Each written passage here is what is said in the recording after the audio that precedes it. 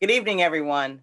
My name is Cal Alston. I have the great privilege to chair the National Advisory Board for Imagining America, and I'm delighted to welcome everyone here tonight for an important part of our annual gatherings, the celebration of the Randy Martin Spirit Award, named for one of our late great comrades, Randy Martin. Randy was a force of energy, generosity, and grace. His creative and intellectual and political energy was indispensable to IA and to the National Advisory Board.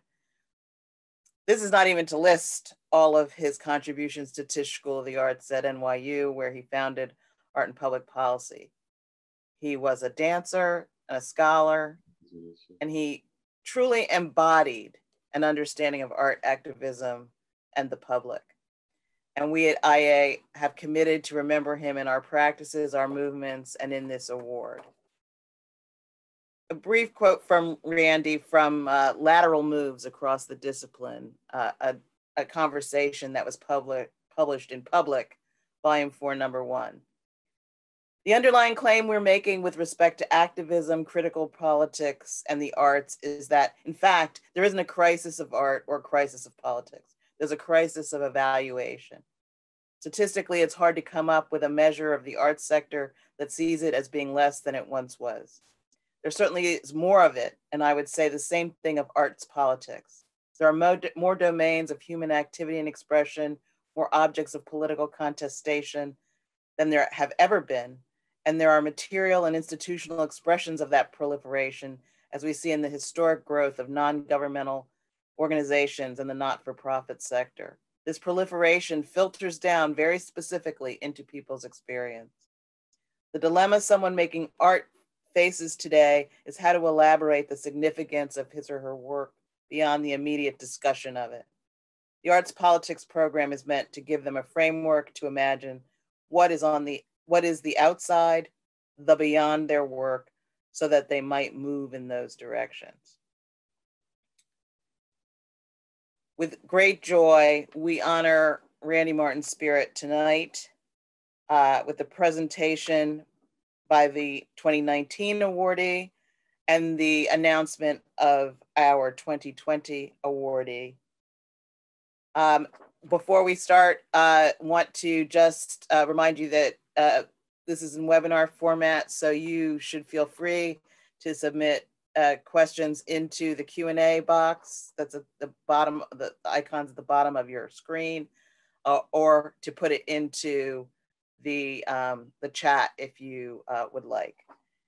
And with that, I want to introduce Wood Delahousse, a New Orleans native and part of our great cultural organization and partner, Ashe. He's also a member of the National Advisory Board, and for the last 2 years, he's been the chair of the Randy Martin Spirit Award Committee. And I would like to invite him to introduce the main program. Thank you so much, Cal. Greetings, family, and welcome again to another evening of movement building, agitating, and a collective reimagining of multiple systems, structures, and ways of being that shape our existence. I had the distinct pleasure to engage with our speaker this evening when she served as the Chief Policy Agitator for the United States Department of Arts and Culture, where she was and still is truly a force to be reckoned with. Arlene Goldbard is a writer, speaker, consultant, visual artist, and cultural activist whose focus is the intersection of culture, politics, and spirituality. She was born in New York and grew up near San Francisco, but currently lives in New Mexico, so handling the map. Her two newest books on arts public purpose, The Wave and the Cultural Possibility, Art, Artists, in the Future, were published in the spring of 2013. Prior books include New Creative Community, The Art of Cultural Development, Community, Culture, and Globalization, and an international anthology published by the Rockefeller Foundation. Crossroads, Reflections on the Politics of Culture and Clarity, a novel. Her essays have been published in numerous journals. She has addressed many academic and community audiences in the United States and Europe on topics ranging from the ethics of community arts practice to the development of cultural policy. She has provided advice and counsel to hundreds of community-based organizations, independent media groups, higher education institutions, and public and private funders and policymakers, including myself. So it is my distinct pleasure and privilege to present Arlene Goldbard. Thank you so much, Wood. I love to hear myself be introduced because I sound so much better than I really am. But in this case, since I've received an award, I just want to express my gratitude to Cal and Wood and the entire National Advisory Board and staff of IA. I'm so honored to be in the line of people descending from Randy Martin. If I had a red nose, I would put one on right now to show you how grateful I am. My aim in this session is to follow one specific thread in the tapestry of cultural organizing since the 1970s, specifically artists and activists, including myself, trying to bring about a new WPA. We were inspired by the Federal Works Progress Administration of the 1930s, which employed people to rebuild physical and cultural infrastructure at a greatly stressed time in our collective history. So I'm going to invite you to stroll down memory lane with me and then open things up to my friends, Caron Atlas and Jeff Chang, who will have observations and questions of their own, especially on what seems to me to be the challenge of the day, which is building a movement for a new WPA should Biden be elected. And I'm going to cross my fingers on that. One note but I just want to offer before I start is that, the WPA was highly imperfect, amazing accomplishments, major pitfalls. I'm not idealizing it. There are lots of people who write about its achievements and shortcomings, and I commend you to read some of those. There's also a kind of a bibliography in one of the documents that IA sent out before my talk today. I really want to focus on what now. In doing that, I'm inspired by John Berger's observation that the past is not for living in. It is a well of conclusions from which we draw in order to act. This is my favorite quote from Ways of Seeing. And my question is, what can we learn from this aspect of the past about how to act now? From 1971 to 73, I worked as a designer and printer for the San Francisco Art Commission's Neighborhood Arts Program. That was a city agency started in the 60s to engage people in neighborhood-based creative projects.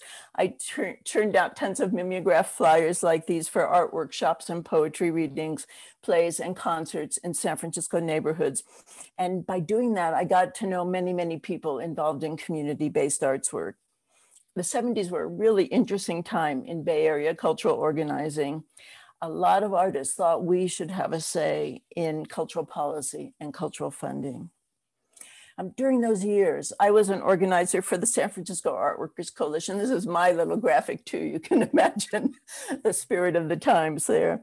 That was a group of artists from many disciplines and practices. We had performing artists from the San Francisco Mime Troupe, the Pickle Family Circus, lots of other performing groups, community muralists, community gardeners, musicians, filmmakers, but we all came together to focus on accountability for public cultural spending and policy. For example, we did a study of the trustees of the fine arts museums. They were taxpayer-funded institutions in San Francisco that operated like a private business. We mapped all their interlocking business interests and their indifference to culture, and we met with the trustees in July of 1976 to demand changes. The next slide is going to show you a close-up. I love the third quote from the trustee. I can see quite clearly that there are two completely different perspectives of the institution in this room. I and the other directors hold one, you hold another. Absolutely. You'll be unsurprised to learn that we didn't get what we wanted from the museum, but before any of that happened, we started the newsletter that you've seen in the last two slides. Our impetus was the upcoming bicentennial of the American Revolution in 1976, which was being lavishly funded to create an idea of America that we found altogether too white, males, straight, and right-wing. So the first project was to create an alternative People's Bicentennial. But beyond that and after that, the biweekly covered a vast range of cultural organizing. And the entire thing was researched, written, and produced by artists volunteering just because we thought it was important to stand for the public interest in culture. Here, in the next slide are Jeff Hoyle and Larry Pizzoni of the Pickle Family Circus, one of the groups that got in on the ground floor of the phenomenon that became CETA Arts Jobs, the Comprehensive Employment and Training Act. It got to San Francisco through a guy called John Kreidler, who had interned at the Office of Management and Budget in DC. He came to work at the Neighborhood Arts Program with the idea that what he'd heard about in Washington could be applied to community arts. I want to read you a few lines from an issue of the Biweekly in January 1975. Quote, unemployed artists are being hired with federal funds in San Francisco in a program reminiscent of the WPA during the 1930s Depression. This week, 23 artists began work at the Neighborhood Arts Program and the DeYoung Museum Art School. They're being paid approximately $600 a month. That was a living wage, honest to God. Under the Comprehensive Employment and Training Act, these jobs are guaranteed for 6 months and can be extended. Another 90 artist positions are expected to open in the next couple of days under the new Emergency Jobs Act signed by President Ford on New Year's Eve. Having this CETA thing pop up catalyzed a huge desire to discover what we could learn from the original WPA, which was a massive relief program created in 1935 by the federal government in response to the Great Depression, when unemployment hit levels unequaled until today in America. We hit that bar again. I guess it's a low bar. It was a general relief program for people from many different types of work. And since the Depression dovetailed with major technological changes, for example, thousands of performers and technicians were put out of work by the move from live theater and music to recordings and films. It ended up being that one of the largest parts of the WPA was Federal One, comprising 5 different programs employing artists. So my fellow organizers and I, back in the day, we began to study and to seek out WPA vets. This was less than 40 years after they had their jobs, so a lot of them were still alive. One high point was meeting with a writer called Francis O'Connor, who had just published a WPA book called Art for the Millions. He told us how after the WPA ended, surplus art project canvases had been baled and sold wholesale to plumbers to wrap up pipes. But the paint melted and gave off a smell, so the bales were tucked away in the back of a warehouse somewhere. And a few decades later, they were discovered. They included pictures by artists who later became famous. There were some Jackson Pollocks in there. I want to quote to you from our interview with O'Connor. He said, O'Connor's advice to CETA artists was, don't let the bureaucrats get their hands on your artwork, lest it suffer the fate of the New York WPA painter's art. He was not optimistic about the present CETA arts program, feeling it would end with this administration and leave artists where they were. He proposed a guaranteed annual income for all citizens, regardless of occupation, rather than specific government art subsidies, which he felt come with too many strings attached. I have to say he had foresight. CETA arts employment hugely expanded through the 70s. I'll read you a snatch of a brief description from a June 1977 biweekly. This is just about one batch of jobs, and there were many jobs. Quote, as of the deadline at 5 p.m. on March 25th, a total of 899 proposals had been received. It appears likely that at least 375 of these will be funded, resulting in about 1,500 public service jobs. Many of these jobs specify artists or are arts related. All of these CETA funded openings will self-destruct in 1 year. Over the span of time, up until 1980, the arts investment from CETA, and CETA funded lots of other jobs, clerks and janitors and all kinds of things. But it equaled just the arts expenditure, about 200 million a year, which would be 400 or 500 million in current dollars. There's some really good CETA documentation available from Linda Fry-Burnham and Steve Durland, who ran the Community Arts Network, which was an amazing resource for the field, now sadly defunct. The picture here shows one of the few books from them that you can find on Kindle if you search for either of their names. So we're going along. It's a moment of jobs, jobs, jobs. when Ronald Reagan took office in 1980, everything changed. Reagan followed a roadmap that was spelled out for him by the Right-Wing Heritage Foundation, published in their book called Mandate for Leadership. By the time this came out, I had moved to Washington, D.C. as co-director of the Neighborhood Arts Program's National Organizing Committee. The acronym was NAP-NOC, and there were like knock, knock, NAP-NOC jokes. But we later renamed it the Alliance for Cultural Democracy, ACD.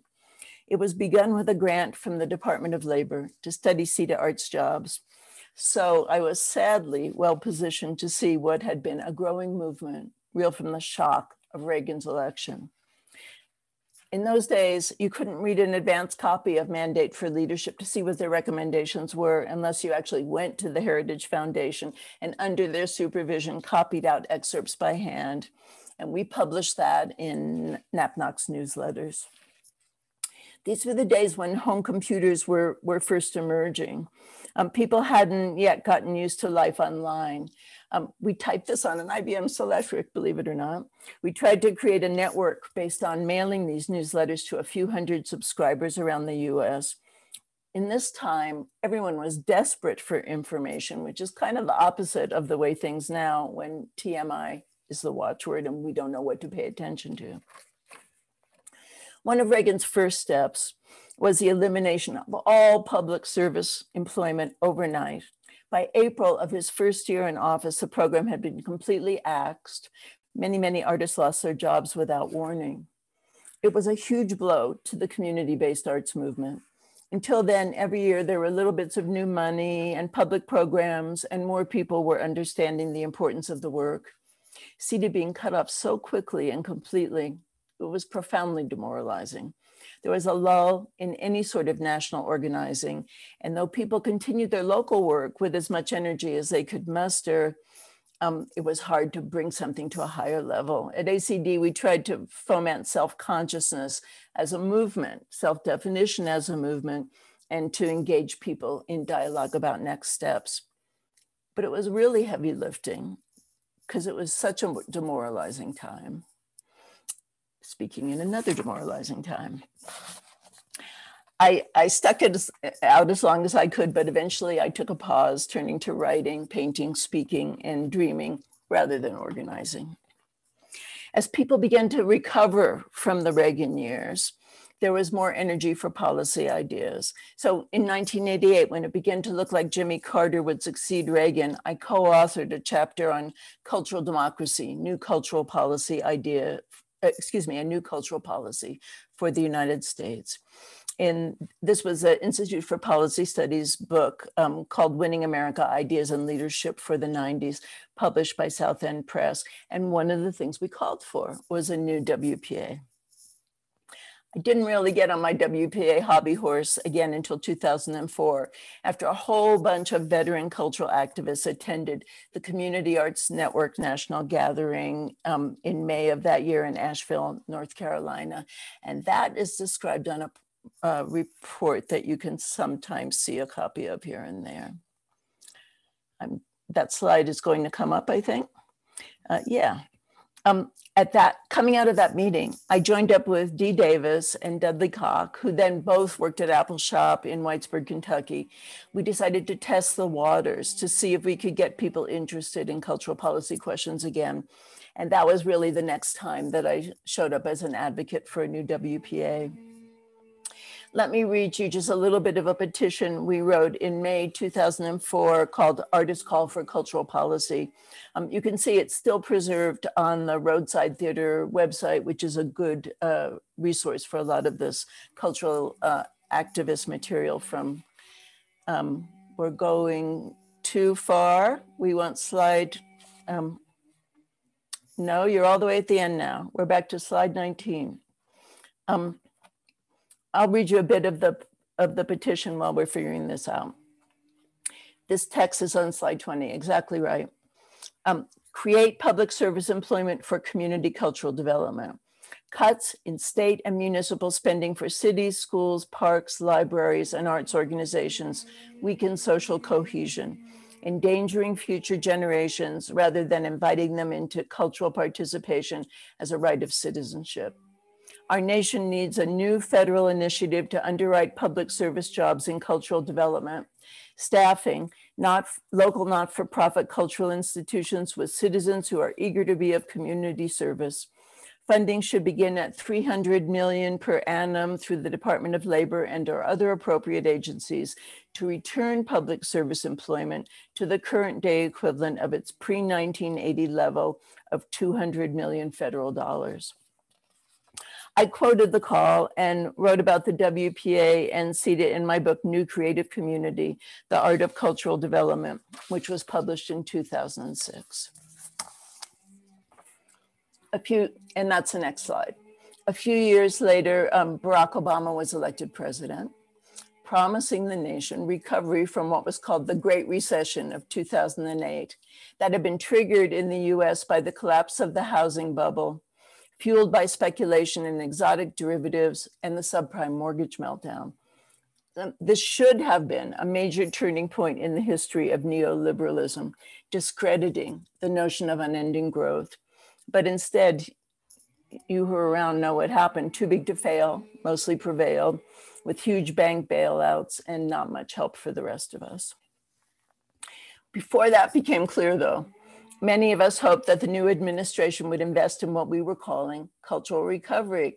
And you can see Jeff Chang, second row, a little bit to the right. You can see me laughing hilariously with a red jacket, a row or two up. And Caron, I know you're in this picture too. She's all the way on the right-hand corner. 4 of us heard that there was someone working in the White House organizing meetings of activists. So Caron, the late Claudine Brown, Billy Wimsatt, who's a mastermind between today's wonderful Movement Voter Project, and we prevailed on Yossi Sargent, who was working with the White House's Summer of Service initiative, promoting things like AmeriCorps, to invite a delegation of artists and activists to the White House.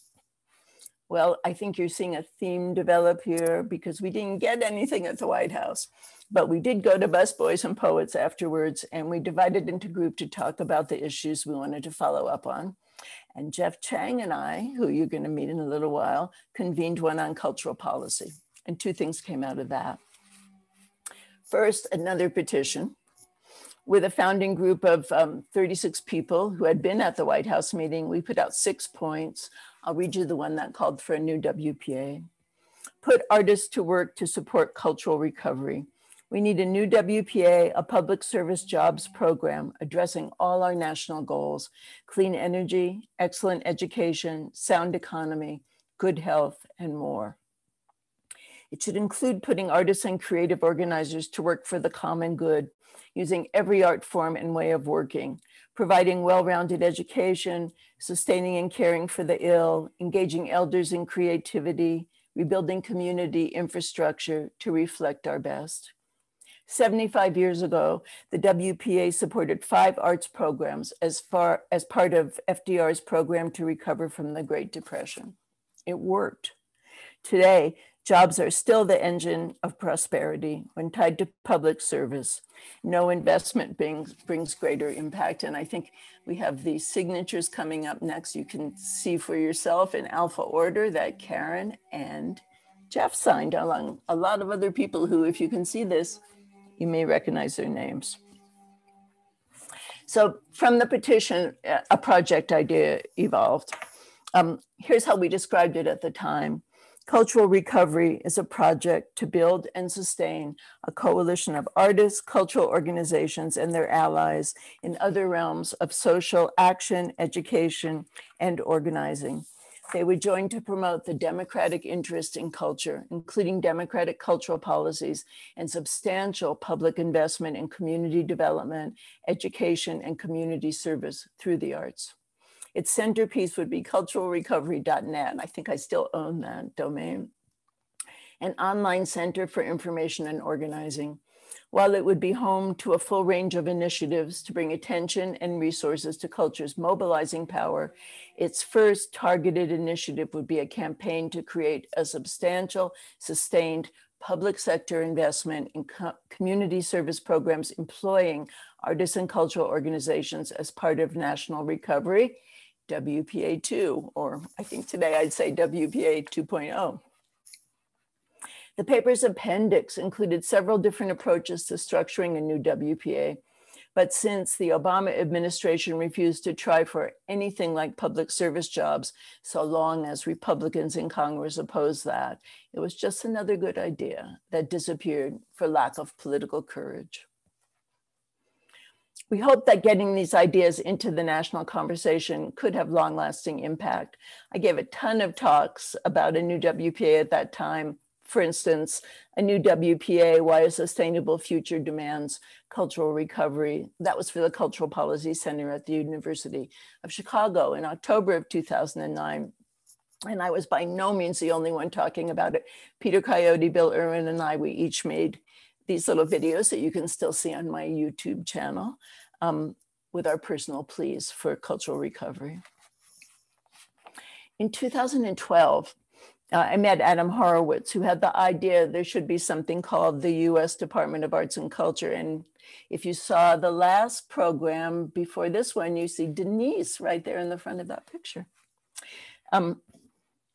One of his ideas was that there should be a culture corps, which I interpreted as a new WPA. So I signed on as chief policy wonk and worked with the USDAC until 2019, instigating its national cabinet, authoring its policy documents like this one, and writing a great many guides, co-producing lots of programs to promote culture in the public interest and the public interest in culture. In 2016, the USDAC issued Standing for Cultural Democracy, as you see here. One of its 10 points was institute a new public service jobs program, putting artists and others to work, strengthening physical and cultural infrastructure. So here we are in 2020.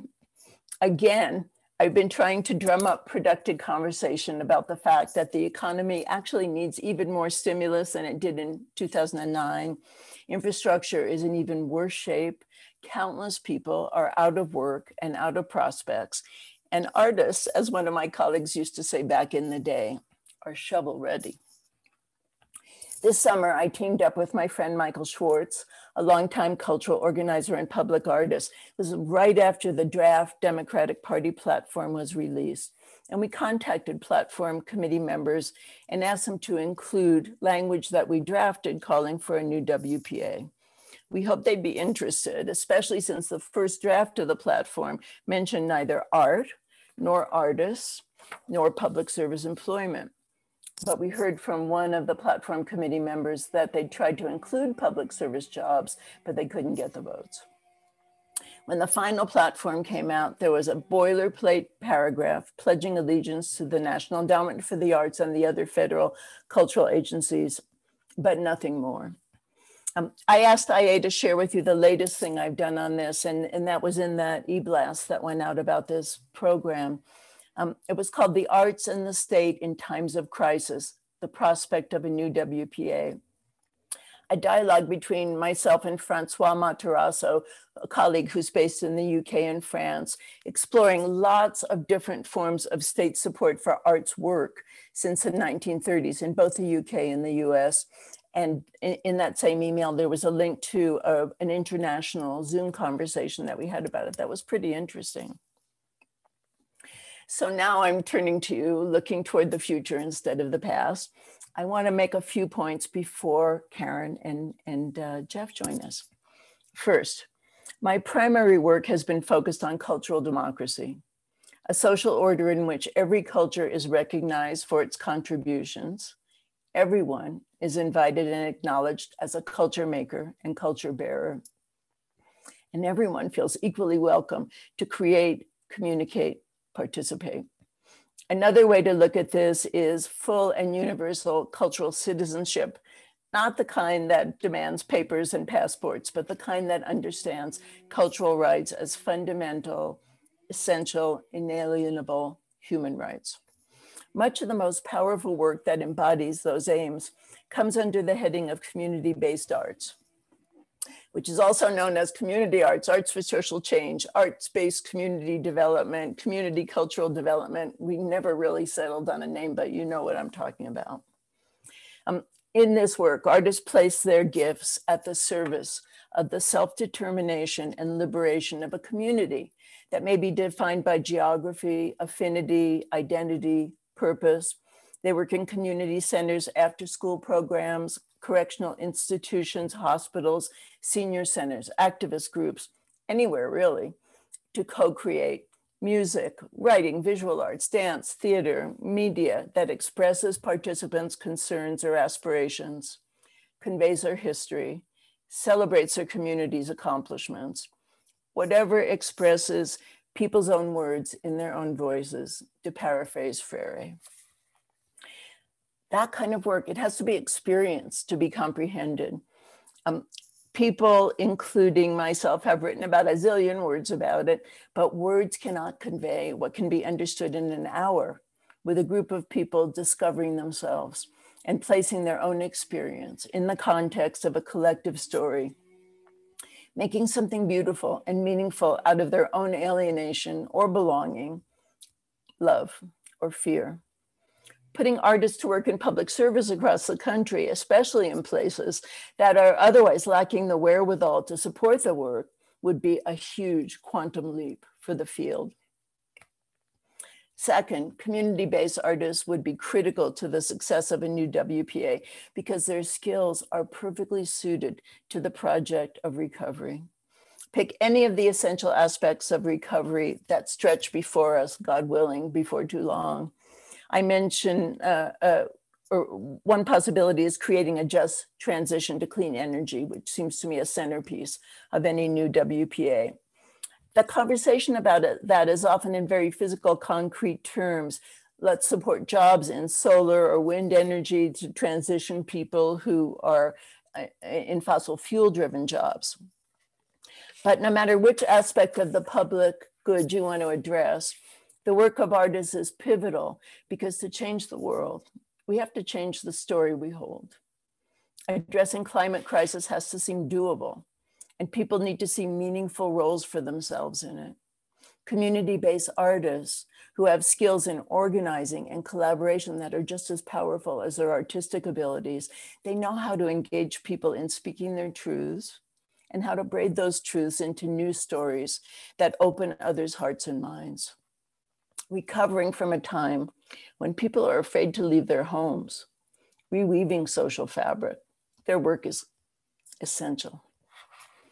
Third, public service employment has been an absolute no-no in Congress since CETA in the 70s because Republicans so successfully promoted their critique and the Democrats so obligingly caved. The right said that jobs should be a marketplace-only responsibility. They said previous job programs had given a platform to people with un-American ideas, that public service jobs breed welfare cheaters and lazy bones who'd rather be paid not to work. And if this is echoing in your ear, it's because we just heard all these same arguments deployed by the right against extending unemployment insurance supplements during the pandemic. The counter arguments to all this are just totally self-evident. Unemployment is at levels unequaled since the Great Depression. Many thousands of people are unemployed or underemployed and need help. Under current conditions, many people want to do something they find meaningful. They want to contribute to the public good, especially after a time where they've sacrificed a lot. The needs are huge. Strengthening physical infrastructure, supporting that just energy transition, repairing our badly damaged social fabric. The exact shape and scope of a new program would have to fit the times. I've laid out a bunch of models. I'm not the only one. But whatever the specifics are, it would have to triumph over those tired arguments that have been successful in Congress since the 70s. So the way I see it, only two things are needed to make a new WPA real. Elected officials with enough spine to oppose the right silly arguments and cross-sector engagement and mobilization. So why do I say cross-sector? Because special pleading for artists has never, ever succeeded. Every program that has employed artists in the past has been universal, intended to support many types of unemployed or underemployed workers. We have to pay attention to what has been true, because that would help us correct an idea that has really been holding us back, that artists are more special and worthy than other types of workers. And that is a really, really hard argument on which to build a partnership. I cannot understand for the life of me why mainstream arts advocates haven't grasped this. They keep asking taxpayers to underwrite artist specialness. Support us, we're great, here's a bunch of questionable economic data and secondary arguments to prove it. The result? The real value of the NEA budget today is significantly less than half of what it was in 1980 when Reagan took office. I would like to see advocates form alliances with others who want to put people to work for social good and together create another universal program like the WPA or CETA. It would be an antidote to the snobbery encoded in mainstream arts advocacy, which very often makes people feel that they are deficient unless they adopt the tastes of the elite. My colleague, Francois Matarasso, has pointed out that there may be one exception to the universal approach, and I think it's germane to you guys, so I want to mention it to you. He refers to the A-levels exam scandal in the UK, when British students couldn't gather in big groups to take these national exams. The government decided to give them scores based on things like how their schools had done in the past or what their teachers thought their likely scores were. And that really disadvantaged a ton of students from low-income schools who were downgraded from the performance of which they were really capable. Francois says, quote, "It led to a politically resonant moment in the UK during this pandemic. It touches millions of people. There is a sense that we are at a risk of failing a generation if we don't help an entire generation get into the world, both through the exams and then getting them into work. That is a platform on which you can genuinely build a coalition of people who would care about that and say, we need a young people's employment initiative, and you can tie it to environmental work, artwork, a whole set of stuff that's worth doing. And there are real jobs like that. Give young people a chance to do some good in the community." So many of you teach, I know. You've been tasked with bringing classes online. You've been dealing with parents and students who feel cheated by what's happened to higher education. This idea may be especially resonant. This could be the nugget of a campaign that could work. How best could young people and their families be brought on board with a jobs program that employs them for the public good, giving them a route to the world of work? Fifth, I hope this 50-year stroll along one path of cultural organizing makes the point that socially engaged artists as a group have been ever ready to take part in something that links the little stories of our lives and livelihoods to the big story of the economy, culture, and the body politic.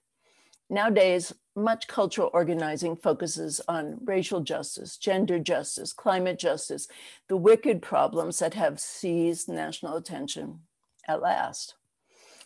But I fear that too many people are thinking small, accepting the cultural funding pie as it is, for instance, and arguing that it should be sliced differently. It's not that that's not true. It's absolutely true. But I would like us to be thinking much bigger. The US is spending more than 4 annual National Endowment for the Arts budgets a day, 7 days a week on war. Our expenditure on policing, prisons, and the system that supports them beggars imagination. I often ask 3 questions. Who are we as a people? What do we stand for? How do we want to be remembered? Deducing US cultural policy from the way we spend our Commonwealth is sadly easy. We evidently want to be remembered as the planet's biggest punishers. It's time for cultural advocates to stop focusing on reslicing the tiny arts funding pie, both public and private, and shift to the whole bakery, where the real magnitude of the problem comes into focus, and a new WPA or a basic income grant becomes truly conceivable. Finally, it wasn't until I took this journey that I realized my presentation might be titled by someone a little more easily discouraged than myself, nearly 50 years in pursuit of a lost cause. I have to admit I'm stubborn, but I chalk my persistence up to incredulity.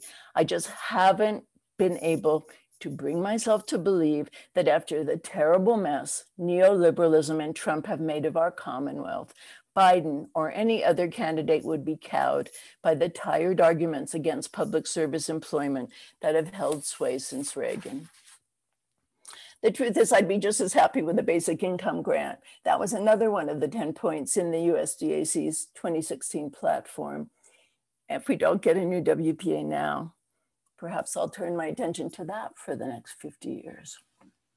But in the meantime, let's talk about how we might put people to work for cultural recovery now with Caron Atlas and Jeff Chang.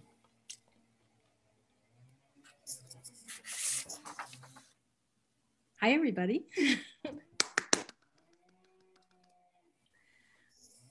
Hi, I'm so glad to be here. Thank you, Imagining America, for inviting me, and Arlene for inviting me to celebrate the spirit of Randy Martin, who I had the good fortune of working with.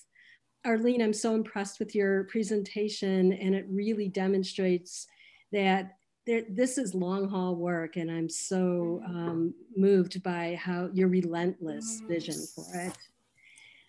I had a chance to read this in advance, so I wrote down some comments, which I'm going to read, and then I really look forward to our discussion together.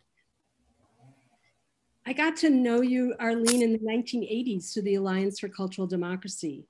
This alliance was so important in connecting community-based work from across the country to amplify its advocacy voice. I was working then at Apple Shop in the Appalachian coalfields, founded as a program of the War on Poverty in 1969. I could see firsthand from that work how a jobs program could seed a flourishing cultural center, which now 50 years later continues to have a profound impact on both the local and regional economy and social justice organizing. I learned from that work how our community-rooted programs could impact policy on state, regional, and national levels through strategic alliances. And even though the War on Poverty shifted from a bottom-up program to a top-down effort, maintaining status quo power, once organizations like Apple Shop got started, they cultivated their own transformational power. I worked with you, Arlene, on many of the programs you mentioned, including the White House convening. I co-organized that convening wearing two hats: Arts and Democracy, a program of state voices, a national civic participation network, and Pratt Center for Community Development. I say this to reinforce your point about this work needing to be cross-sector, with our cross-sector relationships being systemic, sustained, and reciprocal. They can't just be transactional or episodic when we need something from each other. Critical to the convening at the White House was that it included allies beyond the arts, including Service Employees International Union, League of Young Voters, Voto Latino, Center for Rural Strategies, and many other organizing groups, relationships which developed in the years to come. I got to know you, Jeff, as part of my work organizing with State Voice's predecessor, National Voice, a national organizing effort that brought together nonprofit organizations to engage historically disenfranchised communities leading up to the 2004 election. We met through hip hop organizing. 4 years later, Jeff wrote, during a deepening economic crisis, that creativity can be a powerful form of organizing community from the bottom up. The economic crisis gives us a chance to rethink the role of creativity in making a vibrant economy and civil society. This inspired a convening at the Pratt Center, which we framed as follows. And I bring this up because it's relevant as we think about how to imagine a WPA today. In a time of crisis, there's a tendency to focus inward and circle the wagons to survive. Here we want to do the opposite, to expand and reframe the conversation about economic stimulus and national service so that arts, culture, and media are part of a greater vision for equitable, democratic, and culturally vital communities. Our frame is not the survival of the sector, but rather the role of cultural vitality in the survival and revitalization of our communities. These days, my cross-sector collaborations happen mostly on the city level in New York, where my two organizations, Arts and Democracy and Naturally Occurring Cultural Districts New York, are collaborating with the Department of Health and Mental Hygiene, Department of Transportation, Participatory Budgeting through the City Council, and the Civic Engagement Commission. We also were a partner for our city's cultural plan. I draw on this experience as I think about how we might be part of building a new WPA. Our work needs to be bottom up and top down. We need to be part of organizing coalitions that push elected officials and government agencies to do what's right and be with the coalitions, not just for our own goals, but for shared goals for our communities. We are doing that now for participatory budgeting, which we fought for over many years and now is in danger of disappearing. What are the cross-sector coalitions fighting for equitable jobs programs that we should be part of? This work needs to be relationship-based, with relationships that are both courageous and sustained, where we can speak truth to power and continue to work together. One of the last times I was with Randy Martin, he was insisting to a city council member that the cultural plan be centered on equity, speaking truth to power. It's important to cultivate bridge people who live in multiple worlds. An example is Elizabeth Hamby, an artist who directs the Take Care New York initiative at the Department of Health, who brought us into the agency. Who are the bridge people who are at the table discussing jobs programs and public service? Culture is essential. We know how it's been a lifeline during the pandemic, but we can't make this case alone. Our partnership with the Department of Health is continuing during the pandemic and supporting critical jobs for youth. This isn't because we have fully made the case for arts and culture, but because they are interwoven in powerful violence interruption and public health programs that are recognized as essential. We need to root our work in the knowledge and experience of our communities and create decentralized models, as well as work with government. One of the interesting lessons of this CETA program in New York is how it worked through diverse cultural and community organizations to reach cultural workers who were often underserved by other programs. And we need to put forward bold proposals that imagine the world differently and be knowledgeable about how to implement these proposals.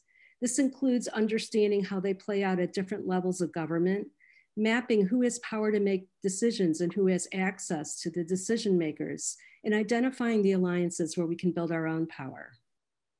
I remember how after President Obama won, we spoke of how we needed to move from reaction to proposition. And in many ways, we weren't ready for that moment.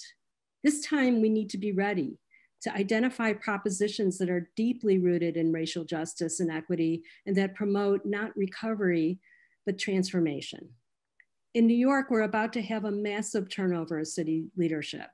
I'm inspired by women of color like Shahana Hanif and theater artist Mino Lara, who are running for office, animated by community mutual aid, grassroots organizing, and mobilizations for racial justice. I think leaders like these across the country will be powerful allies as we take the leap to imagine and enact a new WPA. Thanks. That was beautiful. Thank you so much, Caron. And thank you so much to Arlene for the kind invitation to have both of us here today. I did get to meet both of you, I believe in the mid-aughts. And this is when I could still call myself a youth and nobody would question me. And my memory's faded, since then, because I'm not so much a youth anymore. But so many things I have learned directly from the two of you. And so I'm really humbled to be able to be here as part of this discussion tonight. I grew up, I guess, as part of a generation, a hip hop generation. And hip hop really taught us that culture moves before politics. And so when we began to sort of age, get more mature, and think a lot more about what it is that our role was meant to be, and began to really engage intergenerationally, was during that particular period in the mid-aughts. And the kinds of visions that really appealed, I think, to me were visions that were a mix of this really hard-won pragmatism, which is, I think, what Arlene, your work has always reflected to me, this really hard-won, and this relentlessness, absolutely, this relentlessness about pursuing this ideal. And so that idealism and pragmatism together is something that I think attracted me to the both of you. And I remember spending a lot of time just learning at Arlene's feet, just reading her books, coming to understand what she meant by community arts and creative community, and trying to think about how that could apply that to the things that I had learned. Because, you know, we had come up after the devastation of the NEA. We had come up after a period in which there was, you know, you could not count on or expect, but you could actually talk about government funding the arts and not necessarily be laughed at. And I remember at that particular point, what a revelation it was for us to be able to think about public policy, about cultural policy. And so I felt like I apprenticed myself to both of you and learned so much at your feet. And I think the real radical idea here in the WPA that's kind of survived for me, certainly, is beyond the sort of idea of jobs, recovery and relief, employment, which is, I get, part of the pragmatic case that we have to be able to make in arguing for cultural policy. But it was this other part of it, this articulation of the role of artists in making that recovery and actually bringing about transformational change. And you know, this sort of idea that actually artists play this homeostatic kind of a role, that during periods of great difficulty, artists are really the ones that are creating the structures that are shoring up communities, and that for that reason, they needed to be centered in any kind of a process of thinking about recovery. And of course, they do this and they continue to do this. And what we've thought about, of course, a lot in our communities is thinking about racial justice and cultural justice. And certainly this summer, the events of this summer have pushed it back to the center of the stage, right? The ongoing violence, anti-Black violence committed at a state and a vigilante type of level, and just the intensity of that, right, has brought millions of people into the streets and forced a reckoning, frankly, in the arts sector and the culture sector. And it's also highlighted, once again, the crucial role that artists and culture bearers play in being able to shore up communities and to build structures of resilience, but also of vision, right, of progress, of idealism, of moving us towards the kind of multiracial democratic society that we all really want to be able to live in. And so there's this, again, profound and largely unarticulated kind of focus that you all have been bringing to, and Arlene, you've been bringing relentlessly back into discussions about what it means to have a recovery, right? Which is the central role of artists and culture bearers. And so that was part of the kinds of, that became part of the discussions that many of us began to have this past summer and into the fall that resulted in the Cultural New Deal. We created this blueprint, this sort of document that we called the Cultural New Deal, and it's at culturalnewdeal.com, that we offered up, which was meant to be able to highlight this special role of artists, to be able to center, again, the role of artists in making society. So not artists as being instrumentalized for their labor, but artists as being crucial to the kind of vision and the making of the society that we want to be able to live in. that artists and culture bearers are crucial to the health and well-being of our communities, thinking about that particularly in these times of pandemic, that culture bearers and artists are central to thinking about resilience in this time when we're dealing with this environmental crisis, and that it's not just about making a special pleading for artists, right? That it's not just about, well, artists deserve a job, artists deserve a handout. They absolutely do. But why? Because their work will help all of us to be able to move forward.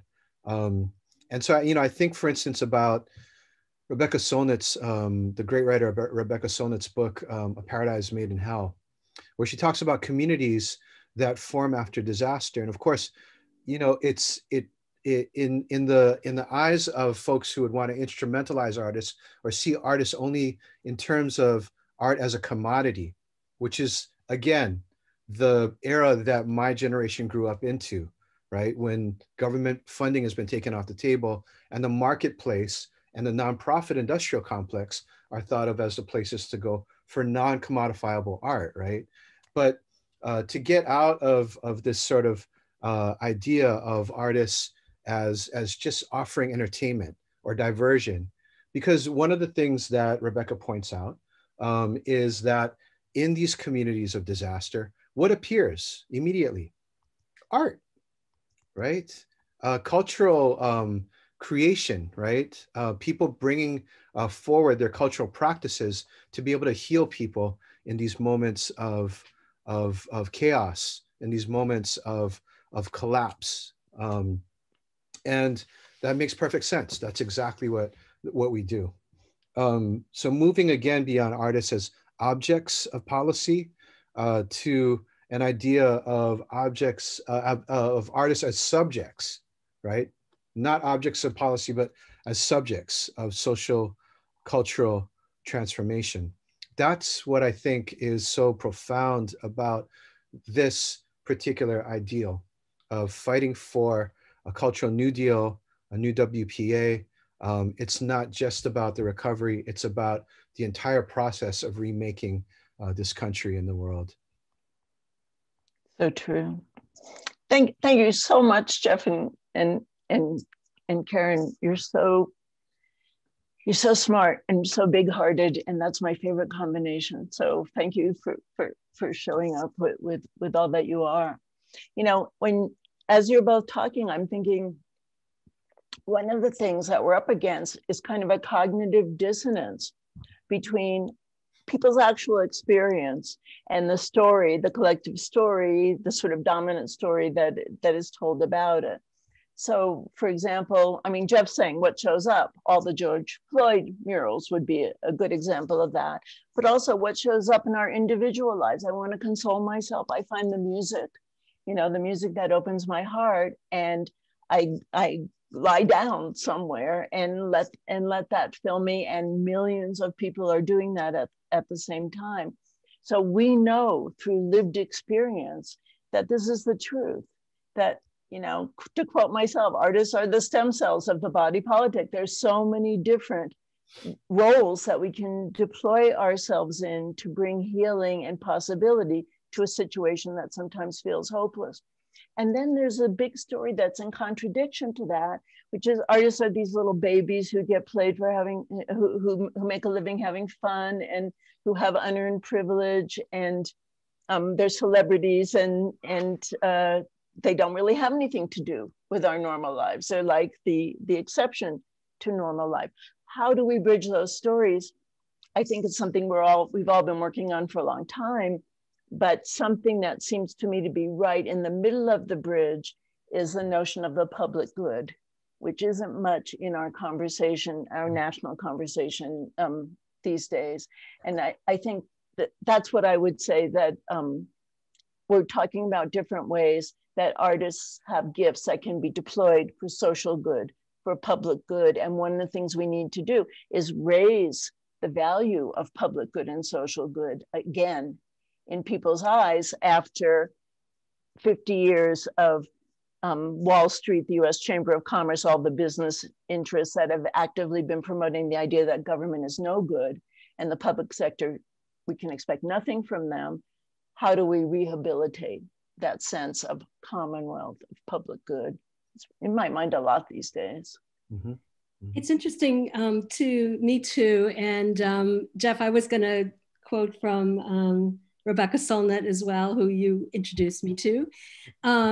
Because after Sandy here, and I'm certainly, it's played out in so many places, there are these moments when people come together and really do believe in the public good and throw themselves into it. And there are opportunities in our case, in our work after Sandy, when we were able to work with government. We were able to do the creative work on the ground with artists, but also collaborate with government in ways we've never been able to do before, because they suspended, the disaster allowed them to suspend their bureaucracy and their restrictions and their conventional ways of working. And we had these discussions afterwards when we tried to codify some of the creative things that happened after the disaster. And the city then said, oh, well, we could only do that because there was a disaster. We can't then codify that into our ongoing policy. But I think we're in that moment again now, when we can break the rules. We can push ourselves all to break the rules together in support of the public good, and imagine what that might look like. And hopefully this time we can codify it, because that's part of what's intriguing to me about creating this new WPA or whatever it is how do we take this work that happens all the time on a community level and bring it to scale so that it can have a bigger impact. Absolutely. And I think there's a really weird kind of thing that we can do here, which is there's sort of almost a little bit of a rhetorical jiu-jitsu that we could play here, because I can't think actually of a better example of the role that artists and culture bearers have played, like say in the last decade, than in the sort of way that this new Black cultural renaissance has shaped people's views and really created the seedbed out of which these social movements have been, the Black Lives Matter movement has been able to spring, to think about the relationship between Black filmmakers, Black musicians, right? Black visual artists and their publics, and that's laid the groundwork for literally the possibility of a new consensus around the need for racial justice and cultural justice that we haven't had in over half a century. So that ironically, these industry-funded types of ways in which Black artists have been able to figure out how to make their way and build these ecosystems can actually make us, can actually give us a way to be able to imagine what it would really look like if the ecosystems that we know all of these artists came from at the community level were actually really adequately funded, that we didn't have to go out and beg foundations for this dollar or for that dollar, or rely upon the goodwill of super generous, very wealthy donors to be able to kind of reach scale. And I think that that's part of the weird kind of, thing that is coming up in this particular moment, right? Is being able to kind of look at the ways these openings, no, not openings, I should say, the way that artists have actually innovated through these restrictions, which they're always going to do, have been able to create ways in which we can actually see these new imaginings. What would happen if the hip hop shop down the block that is allowing kids to be able to find their voices really actually had real funding? What kinds of possibilities could we see then? Mm-hmm. And it's so, I completely agree with you, Jeff. And it's so important for us to understand that there's a continuum here, because no matter how insurgent, effective, et cetera, a particular work of art is, a piece of music, a film, or whatever, the fact is, to have that soil that nourishes a culture and from which the whole array of cultural policies grow, you have to recognize that not everything can turn a buck. And especially what can't turn a buck is stuff for kids, you know, creating the moment in which kids are able to see themselves and their own lives in every day, you know, not as a special program where you're bused to like a museum, you know, once a semester or something like that. And so what I would love to see, in addition to all the advocacy that could come from the grassroots for something like a new WPA, however that would be configured now, or for the program of the Cultural New Deal, I would love to see some of these people who are making a lot of money because they are producing cultural products or cultural processes that can turn a buck, and they've been doing so successfully, speak for the public good dimension of this, you know? Wouldn't that be cool? Yeah. What I'd say I really love about this particular moment, about your work, about the work of the USDAC, about the work of people like Dudley and Marta Vega and the Creative Justice Institute in this particular moment is that folks are being able to make the connections of figuring out how we actually pool our ecosystems together, right?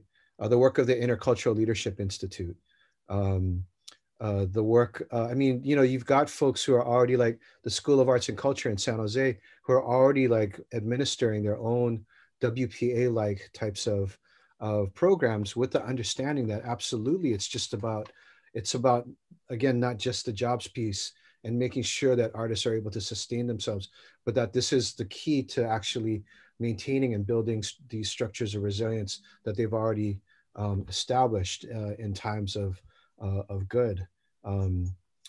Intercultural Leadership Institute as well, in terms of the grant programs that they're offering in this particular moment. And that actually the nonprofit industrial complex is trying to catch up with these innovations that are happening at the local, regional, even national type of levels that are happening in marginalized communities who understand already the core purpose of what it means to be maintaining culture and advocating for the arts in this moment.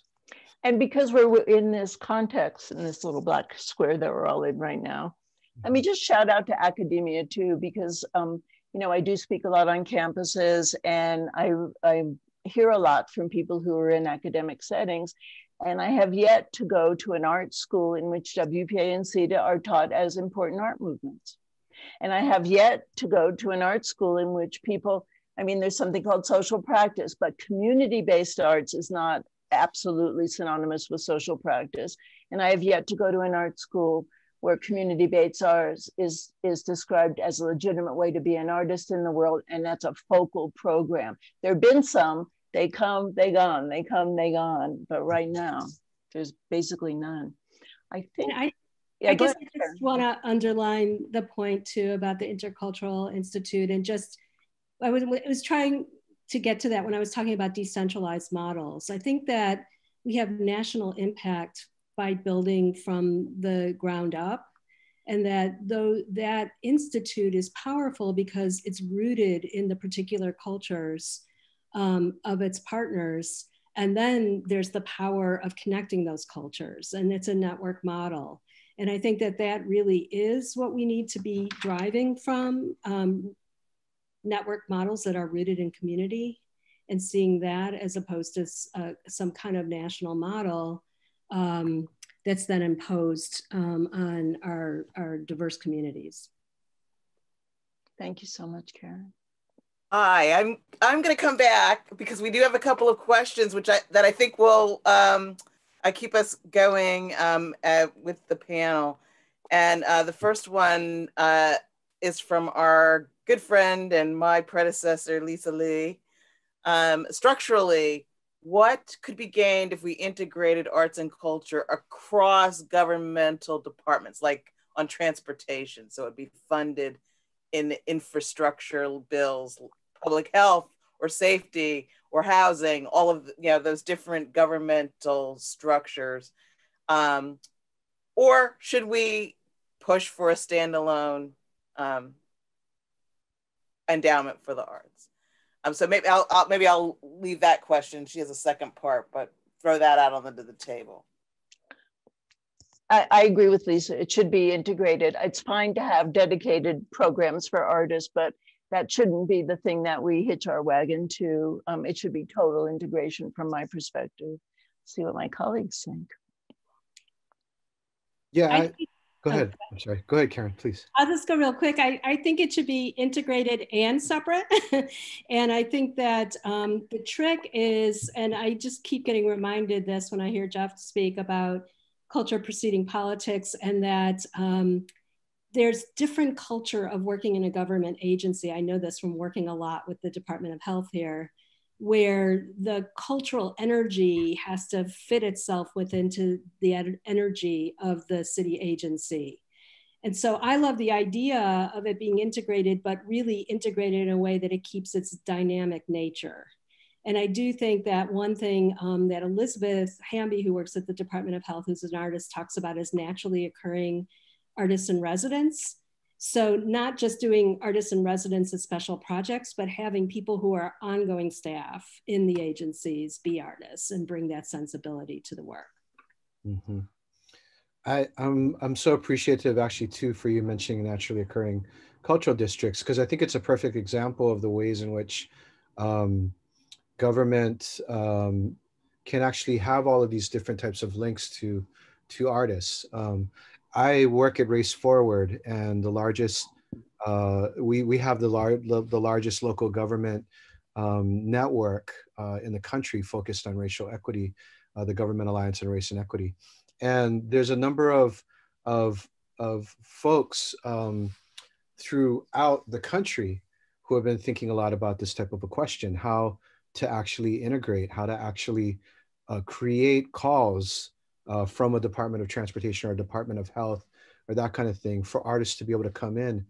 We've got, our friends like Roberto Bedoya here in Oakland who have already been integrating these types of programs into the programs that government is doing, so that the poet laureate Michelle Lee is literally working on all of these different types of policy spaces.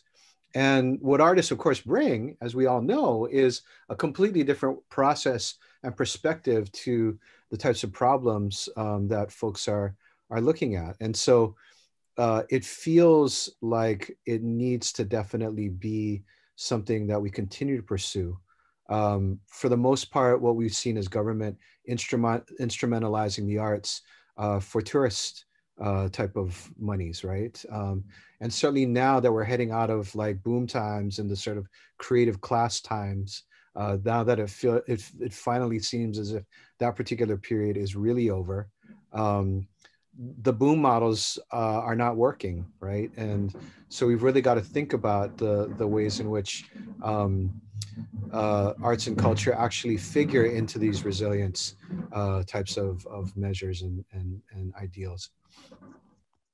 Lisa also asks about the fit or the disjuncture really between this idea of sort of art as labor, but how it is compatible or not compatible with capitalism. And I want to just wrap a little bit of what I think Caron said, that how do we really braid this work into those sort of ongoing features of society? Because when we end up in a rough financial period, as Jeff points out, not only in government agencies, but in universities or schools, these are the programs that get cut first. They are looked at as frills. How do we bring the arts into the center of the public square and the center of, as Arlene said, the sort of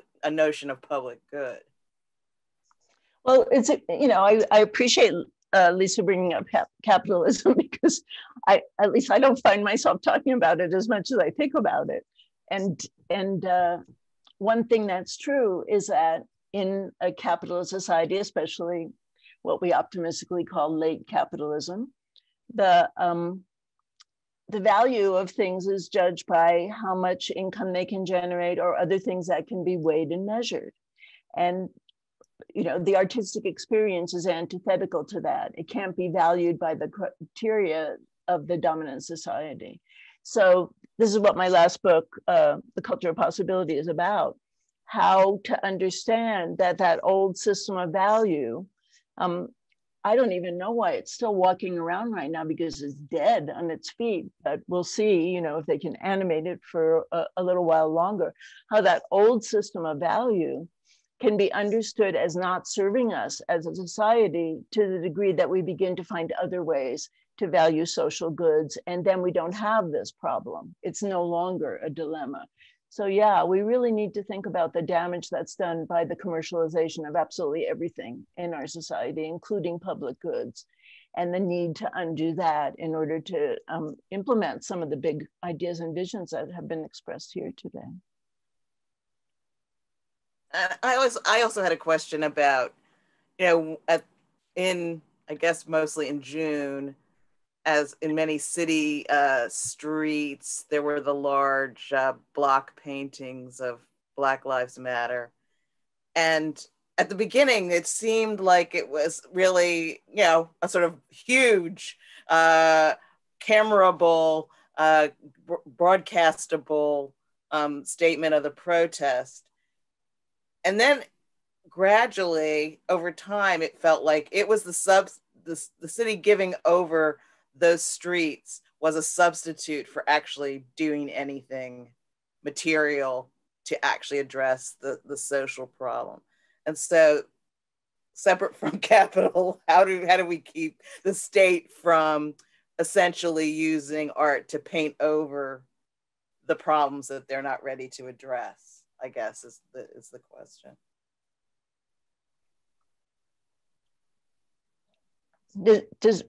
If you know, I'll pontificate all day if you guys aren't ready to answer this. Let me just say, we tend to look at this as kind of an either or situation, but the fact is, taking away the permission to do the murals on the plywood and the walls and stuff doesn't then make the society more accountable for the real change that people are asking.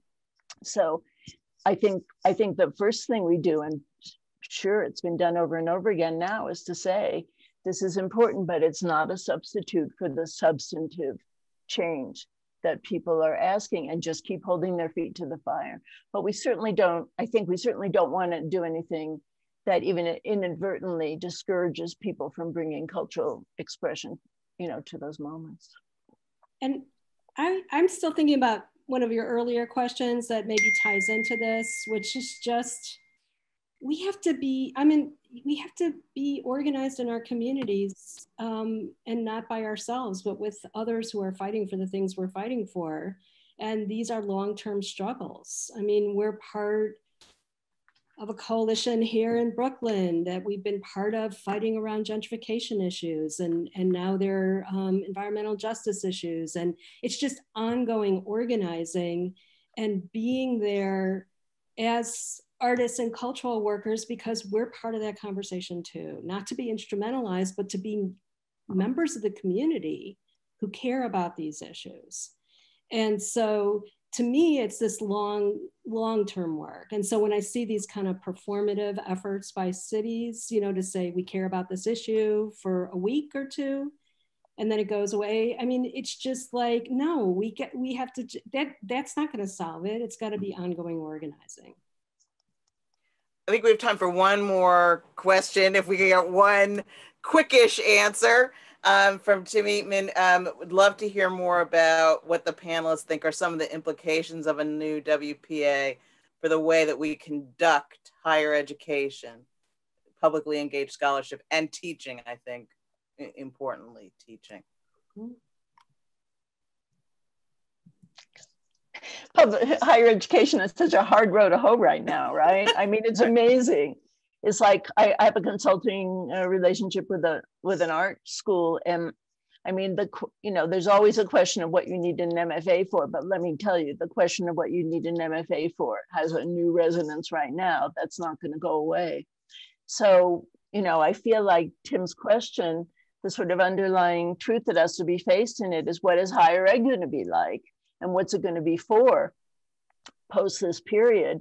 And I would say that's a huge, the idea of a new WPA is a huge opportunity for higher ed, because it really foregrounds the question of, what is this learning for? And as I spend time in art schools, I don't often see that question engaged.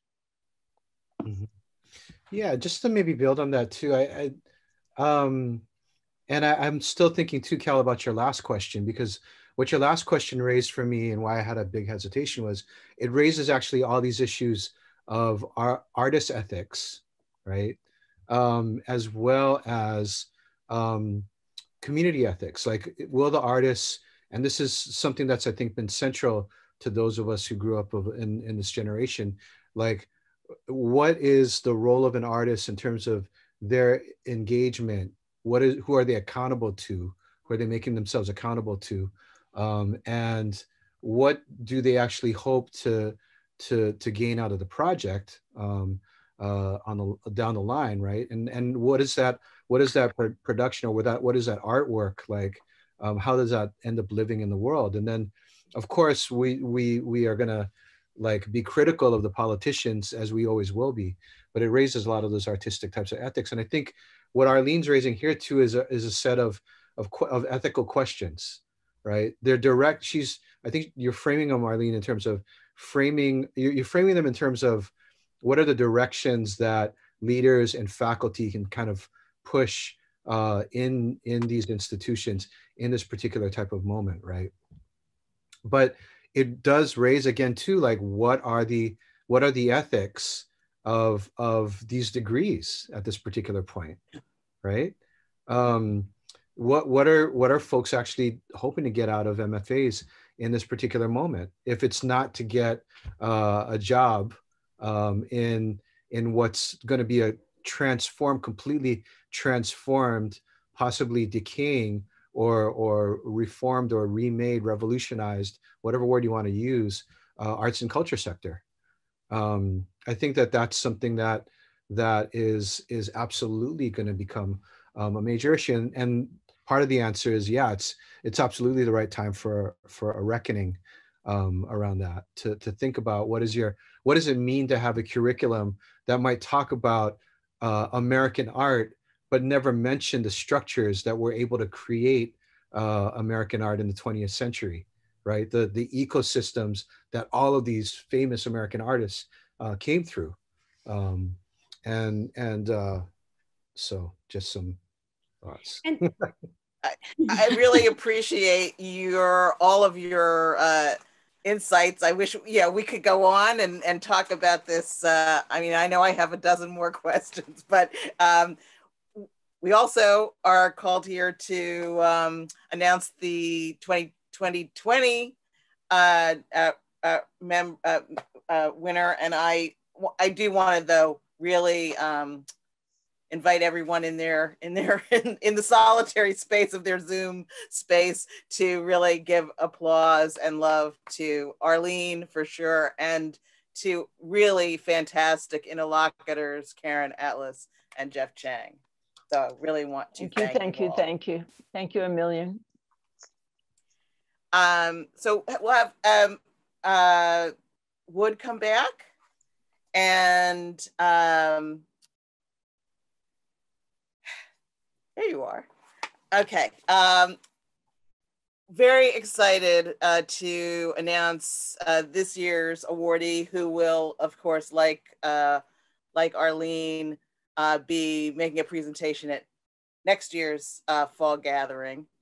And really, this is a person who I think everybody who's been involved in Imagining America all the way along really both respects and loves as a great culture bearer, not only of her own environment, but of IA itself. And so I'm gonna let Wood, though, as the chair, actually bring this person into being and onto camera. And so I'll turn it over to Wood. Thank you again, Cal. It's not often that you get to like introduce your mentor. So I'll just start by saying, as I always do, that I exist and find agency in this work due to the tutelage of phenomenal women of color. And our Randy Martin Spirit Award recipient is one such woman. So Carol Frances B. Bell, AKA Akua Wambui, is a native New Orleanian who for over 20 years served in the public sector as an administrator and planner of education, social, cultural, and health programs before she realized that her home was in the realm of culture and art. In 1998, she and the late great Douglas Redd co-founded the Ashe Cultural Arts Center in Central City, New Orleans, which became a pivotal force of revitalization and transformation of the Aretha Castle Haley Boulevard corridor into a multicultural sector that's full of nonprofit and civic organizations that service the community in immeasurable ways, under the mantle of culture, community, and commerce as foundational pillars of human development. So she is known affectionately as Miss B and referred to as Mama Carol. But not only in the community, but around the world, Mama, a distinction that denotes not only the esteem and exalted nature of motherhood, but also in the African tradition, we use a distinction of Mama as an honoring that denotes her place as a political and cultural figure. So Mama Carol is a published poet and writer. Her book of original poetry and a manner of speaking.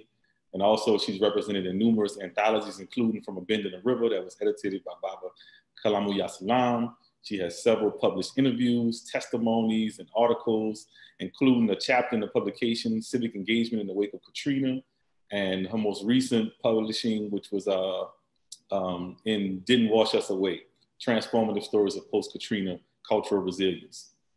She serves on countless boards in the community and around the country, and is a frequent and sought after keynote speaker, panelist. She's the recipient of too many awards to mention right here, but has been recognized and commended locally, nationally, internationally. I think that she prizes her role as a cultural warrior and racial healer to be her most distinguished award. I have had the extreme pleasure to sit at her feet, to call her mama, mentor, and placed under my foundation 3 of her ideals that I'll mention here. One is the weaving of the wheat, that we can only advance together. We cannot do it alone, and we cannot do it without each other. Another is the concept of radical hopefulness, to be hopeful with a veracity, right? And lastly, the charge that she leaves for us at Ashe, and I'm gonna read this quote because it's a quote that means a lot to me. She tells us to be brilliant, right? To be creators of vision, navigators of BS, to be concoctors of opportunity, advocates of culture, defenders of children, to make real the majesty of dreams, to make plain the magic of being, to manifest the difference between perceiving and seeing. For us to fly in leaps and gusts of provocation, instigation, inspiration, and aspiration. To call for and exhibit the high standards of justice, integrity, and kindness to all. Family, our 2020 Randy Martin Spirit Award winner and our cultural matriarch, I give you Carol Frances B. Bell. Thank you so much, Wood. And thank you, IA. I gotta say that this was really a surprise. When I became a member of the Imagining America board, I really wanted to learn as much as I wanted to contribute. And I was very much moved by the aspiration that Imagining America had, which was to imagine America better than it was. And here we are today with a great need for reimagining. And Imagining America is in place and doing that work. And God knows we need our culture bearers and our creatives at work. And so I thank you twice, because one, for this great distinction, but also to be here to hear from Arlene and from Caron and from Jeff. Because the content of what I just listened to is really the story and the work plan that we need to be delving into going forward. Our country needs us right now, whether they know it or not. And figuring out how to be able to manage to have that need to be defined in a way that we can manage to respond to it, to make it fertile and invested in. So I look forward to next year and being further connected to Imagining America.